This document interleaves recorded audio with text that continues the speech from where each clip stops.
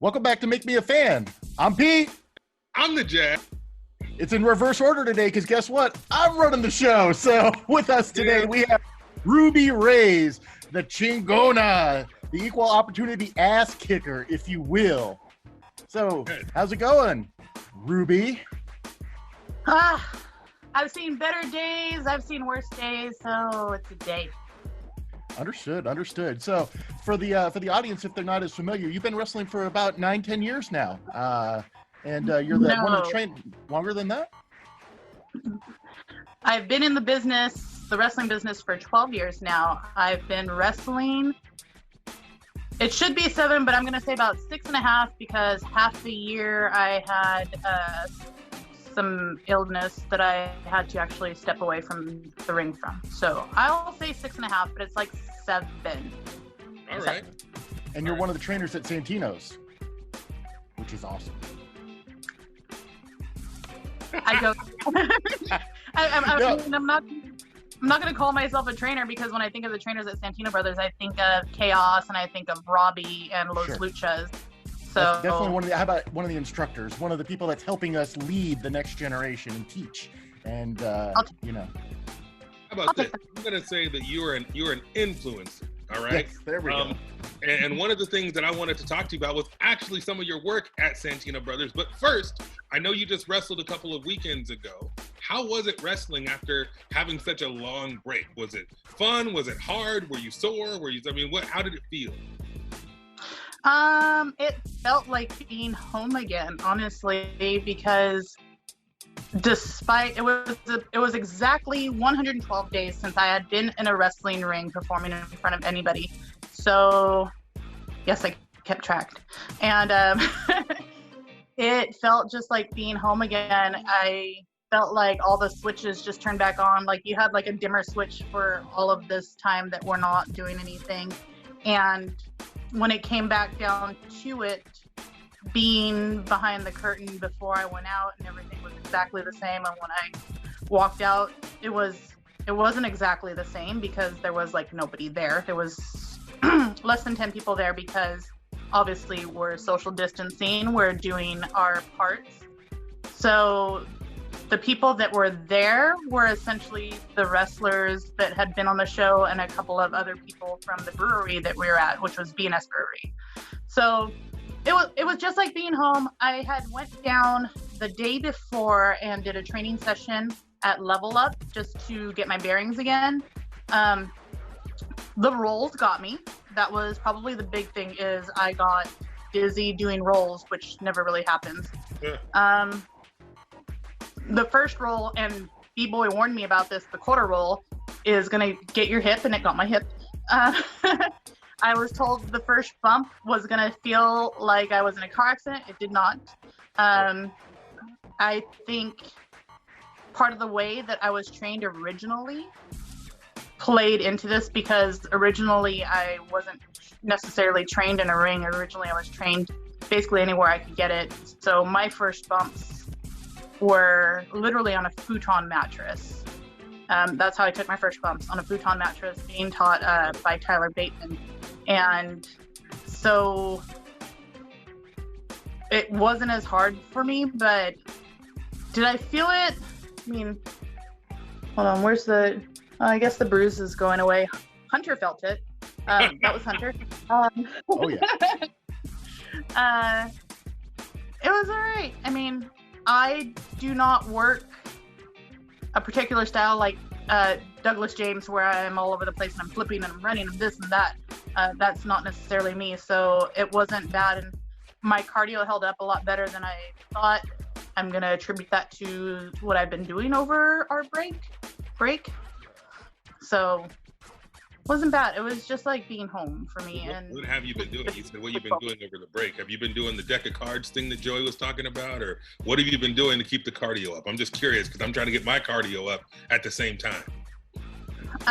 So where I live, I am surrounded by mountains on each side of me. Specifically at my house is partway up a mountain, and there's more that way. There's more mountains, so I've been doing hills. So what I'll do is I'll start off here and I'll go up these hills, and they're ridiculous inclines, and I'll do sprints up for a little bit, and then I'll walk for a little bit, and then I'll run for a little bit, and then I'll sprint for a little bit. And so that's basically been the bulk of my cardio because we didn't have the gyms or anything like that. Yeah. All right. I've seen that on Instagram. So she's always, Ruby's a great follow on Instagram for that. I saw a lot of photos in that. Getting a lot of inspiration. The hills, man. I didn't see that. I need to get back on Instagram and pay a little more attention because I'm in the gym, but I ain't doing the hills yet. But yeah, you live in a very flat area. For me, I'm on the hills, so I know what Ruby's talking about with that. So that's what I would do with the wife when we're not doing these recordings. All right. Now, you wrestled Jordan Cruz and Hunter Freeman. So you wrestled two guys. And one of the nicknames that Pete called you when he introduced you is the equal opportunity ass kicker. You've wrestled quite a few intergender matches, all right? And I don't want to say that's a claim to fame, but I think you're pretty well known for beating the stuffing out of some of the guys. How do you feel? Because I feel like intergender is largely an indie thing because you don't see it as much anymore. But now with Tessa Blanchard, of course, as the world champion and Impact, I don't know if you saw, but today Bully Ray was talking about having Randy Orton versus Charlotte Flair. So I feel like it's being talked about more and it's being floated a bit more. Because of your experience and your background, of course, being trained by Tyler Bateman and all this stuff, how do you feel about intergender wrestling becoming more mainstream? I absolutely love it. This is what I won't say I've been working on, but this has been what I've been working on. Like, this has been my thing. When I broke into wrestling, I really wanted to show females wrestling. I wanted to highlight females wrestling, especially coming out of Southern California, because at that given point, we only had 4 female wrestlers in Southern California. And that was about it. And 2 of them were from Santino Brothers. You had Mariah Moreno, you had Thunder Kitty. I'm not sure Nikki was where she was from, Nikki the New York Knockout. And there was like Tara Calloway or Katana Vera and Candice LeRae. So we got like 6 at that given point that were really prominent on the wrestling scene. My thing was that I wanted to show that good female wrestling could come out of Southern California despite our small gathering, despite our small numbers, basically. And the biggest thing, I wanted to show that females could hang with the guys. Being an athlete, that I grew up in sports, I grew up in basketball, I did all these things. I would often be invited to go do things with the guys. So it's been bred in me, and I was largely raised by my father for the most part, and around my brother. And my brother was a wrestler, my dad was a wrestler and boxer, and my grandpa was a boxer and all this and that. So this was my thing. I really wanted to be the girl that could hang with the guys because that's kind of what I've been my whole life. And I just wanted to show that in wrestling too. So seeing it now and how we've progressed and how we are back on a main stage again, because obviously at one given point there was intergender wrestling on the main stages. We had China doing stuff, we had Lita in there, we had all these things, but it got hard on the indies. But we had our pioneers, we had our Lufistos and all these other women that were able to take on the guys. But let's do this in Southern California. And God bless her, Candice LeRae was definitely a frontier in this. And Nikki, the New York Knockout, I think she was the first female in Southern California to hold a flagship title for a company as a female. I hope to have added to that lineage and to really help propel intergender wrestling here in Southern California, and hopefully on the indies too, because I've wrestled guys out of state as well. Seeing it where it's going now is a damn blessing. I will never fight with someone to accept me as an intergender wrestler. I won't ever fight for someone to accept intergender wrestling, period, because wrestling has so many facets to enjoy. And if you don't like intergender wrestling, I don't need to convince you, but you still like wrestling. Intergender wrestling is here. And by God, I'm so happy to see it go out to main stages. And Tessa Blanchard, I love it. I love it. I love these things that are going on. I hope it just progresses more and more. Absolutely. Let me just tag in on that with AWS, because obviously you have a very long history with them as well, and you're the current AWS women's champion. But Mercedes Martinez was a long time heavyweight champion, and we've seen that title go across both genders. Bart runs a great show at that. Yeah. Sorry, she still is. Yeah, it is. Mercedes is actually still the flagship champion for Alternative Wrestling Show. Yeah, and it's a great thing, and I love those shows that Bart puts on at AWS, and I'm so excited that they're moving to the new location at Franks and Sons, and that there's going to be a venue again for those shows, of course, when things can come back. Now, one of the things we do on the show is Pete has Pete's points, and so I don't know if you went through it all, Pete, but you mentioned earlier before, you know, Ruby, not to toot your horn too loudly, but hell, that's what we're here for. You know, Rogue champion, right? Tag team champion. You mentioned a couple other ones, Pete. PCW Ultra Women's Champion. Okay, yeah. And Fantastic. then yeah, so you're an amazing wrestler, and I don't know if people know or understand that you're a booker and an agent as well. And so talking about women's wrestling and intergender wrestling, you know, if you watch the show, I'm not a big fan of AEW, and I had a video that I talked a little trash about the AEW women's division. Are you watching AEW? Are you watching the women's division?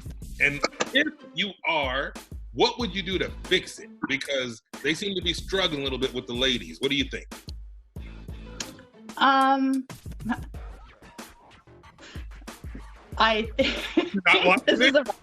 This is a rough one because I actually really appreciate that they're bringing in girls from the indies, much like Impact did.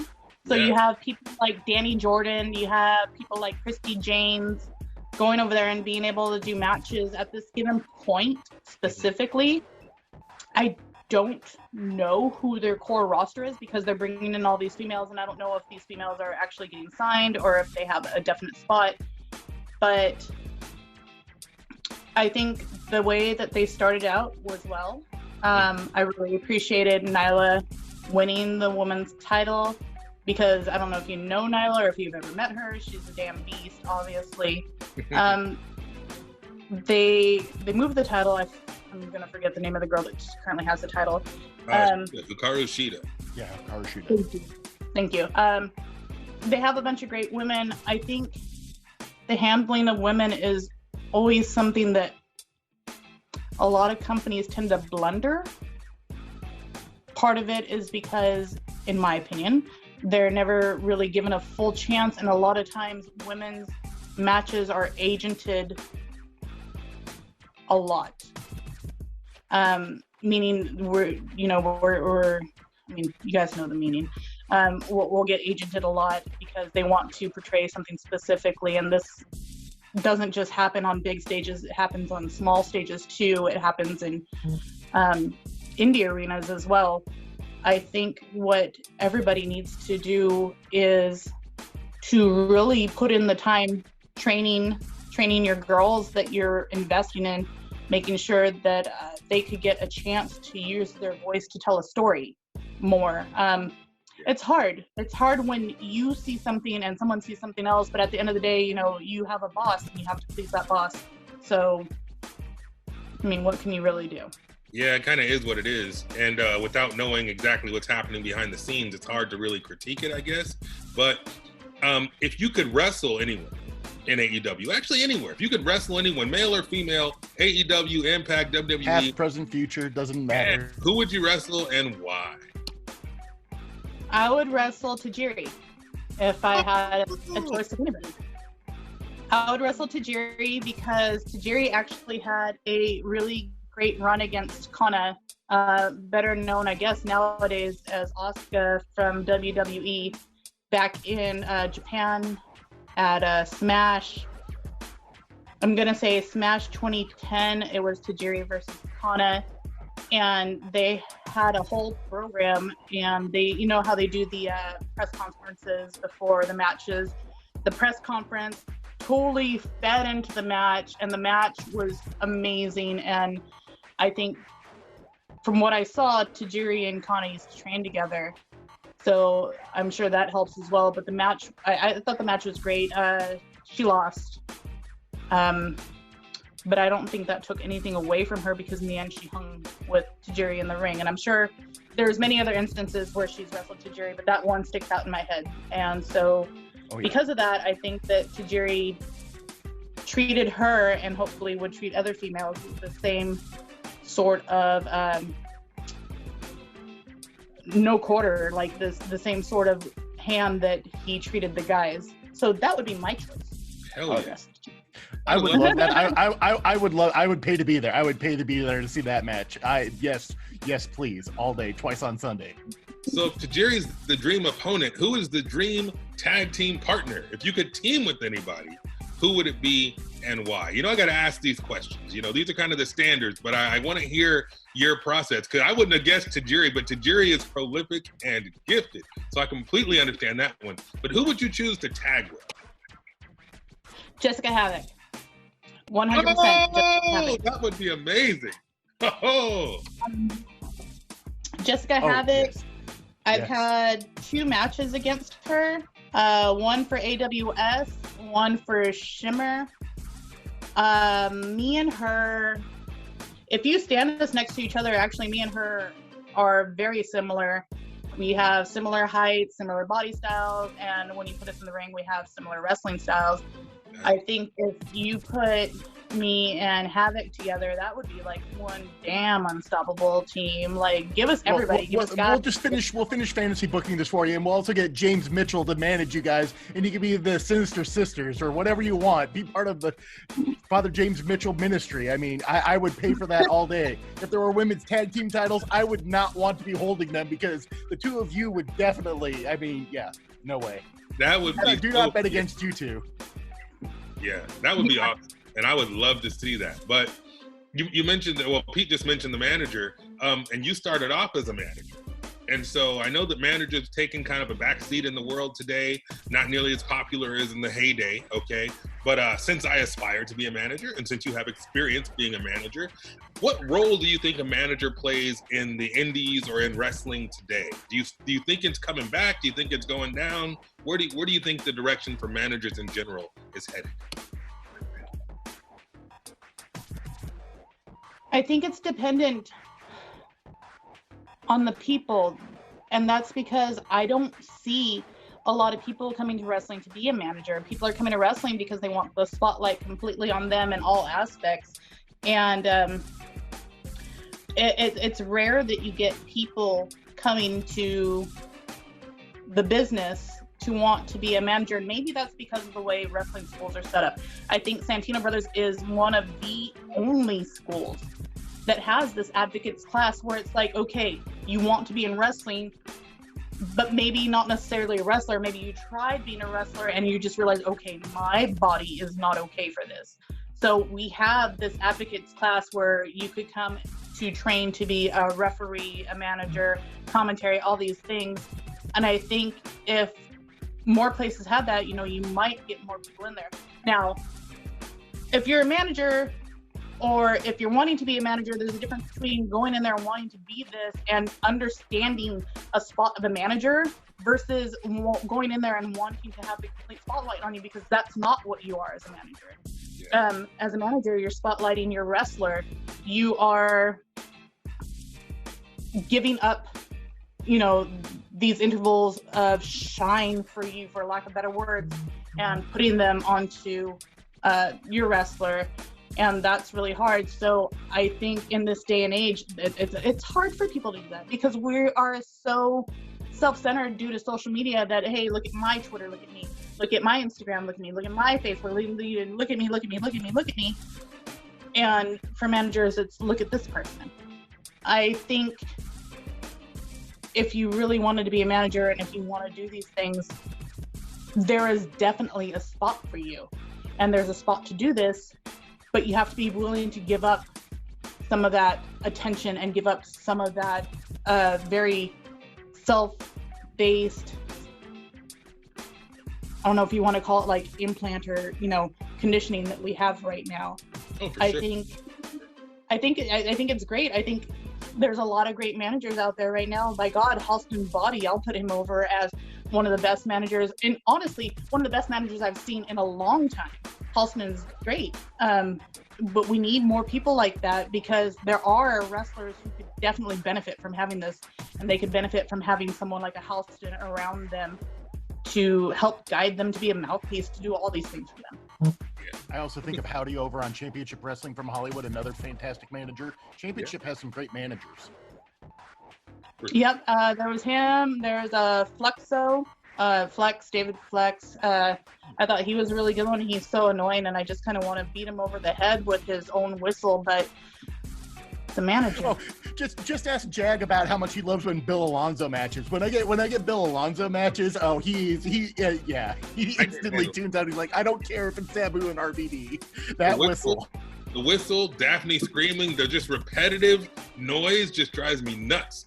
And it's like my wife, when we're driving, she can't handle the blinkers on for too long. Like when I hear that whistle, I'm just like, turn it off, you know? But hey, it's part of their gimmick, right? It's part of their persona. It's what they're doing, and it's generating a reaction. So they're doing something right. Yep. Which match made you want to be a wrestler? I know that's a hard one. People always kind of pause on that one because I think a lot of people ask the question, who's your favorite wrestler? Which wrestler made you want to be a wrestler? But which match did you say, I can do that? Or you said, hell yeah, I want to do that? Was there anyone in particular? My match against Chris Evans for December 2012, I am Insane Wrestling Promotion. I'm my own damn inspiration. Oh, yeah. No, I ain't mad at you. That's a good answer. Because I had been a manager and I did matches as a manager. So, you know, the matches where a manager gets called out by a wrestler, and it was always like tagging with Tyler Bateman or this and that. But also I jumped in on some battle royals, and in one particular battle royal, me and this guy, Chris Evans, had a very good back and forth. And from that match, I was offered a singles match against Chris Evans. Chris Evans being an ex-Marine, kind of body guy, not entirely huge, but definitely a body guy. And he had been a champion right there at IWL before. And I sat on the off, and I talked to Bateman. We talked about my training. We talked about everything up to that given point. And finally I said, okay, let me go ahead and do this. You know, I promised, you know, I'm going to be okay. You know, just take it how you know what you know. And so I had the match against Chris Evans in December. What was the day the Mayan calendar was going to end? It was that day, December 2012, I think. Yeah, it was 2012, but it was like December 21st or something like that. That was the day of the match, and that day, B-Boy came in, and he was helping me out to definitely save my life that day. And I had the match against Chris Evans. Chaos actually watched it because it was live streamed, and Chaos really liked it. That was my first match. I was not a completely trained wrestler. I was a manager that had training as a manager and also wrestling training as well. But I went out there, I did this, I broke my pinky within the first 2 minutes of the match. We went through, we had a match, I applied a stretch muffler, I almost got him to tap, all these things, and at the very end, you know, I lost. Whatever. And I got a standing ovation from the audience, and I don't know if that was because they're like, bless her heart, she tried. Or if it was like, holy crap, you know, here's a girl going out there and hanging with the guy, and she did what she did. I have the match. I haven't watched it. I've never rewatched it. I'm leaning towards the crap reaction. Yeah, I'm leaning towards A Star Is Born, because we clearly know that was the truth. And I want to see the match. If you have it, I want to see it. Next time we're together, you should bring that thing. I do. I have it on DVD. But yeah, it was that match. I was like, okay, I can do this. Like, I need to go and I need to get trained. I want to go and I want to go get trained. And 6 months later, I had my first session with Chaos at Santino Brothers. Nice. And the rest, as they say, is history. Oh, man. Petey, you got any more questions, buddy? I'm out. No, Ruby, you were saying that your next match is July 10th in San Diego at the Farmers Cup Virtual Edition, Cannabis Edition, I guess, San Diego Farmers Market. Yeah. Do you know who you're wrestling? Delilah Doom. Oh! Down. This is not fair. I can't pick. I love you guys both. Oh my goodness. Yeah, well, that sounds like a recipe for disaster right there for Pete. He's got to choose between Delilah and Ruby, and it's a cannabis festival. What are you going to do? Yeah, I seem to be winning at every opportunity. Boy, oh boy, have me and Delilah, we've battled across 3 different states, I think over 8 times at this given point. So I'm looking forward to the next time, because me and her definitely put it down against each other. So Oh, July 10th or 11th. I don't 10th. know the specific 10th. San Diego Cannabis Farmers Market. We're gonna go and we're gonna battle again. And I expect mayhem. I expect hopefully not blood. I don't want to bleed again. I expect all the good things in life. All right. Well, hey, that's going to do it for us today. Thank you, Ruby, for coming through and answering some questions. We love you. We appreciate you. And you are most definitely prolific and gifted. So if you are not familiar with Ruby, tell them where to find you on social media. You have a pretty standard following or name. You're one of the smart ones that make everything match, okay? But can you tell the people where to find you online, please? Yeah, you can find me under pretty much all social media as Razor Pops. That's RAZERPOPS. And you can also find my website at www.razorpops.com. Well, there you have it, people. Ruby Raze, who is a booker, an agent, a champion, tag team champion, singles champion, equal opportunity ass kicker, five-time. You heard it. You heard it here first, and you won't hear it for the last time because she's going to keep slapping people around, kicking ass, and taking names. And if you don't know, you better ask somebody. So that's going to do it for Make Me a Fan. I'm the Jag. I'm Pete. That's Ruby freaking Raze, and we will see you Next time. Take care.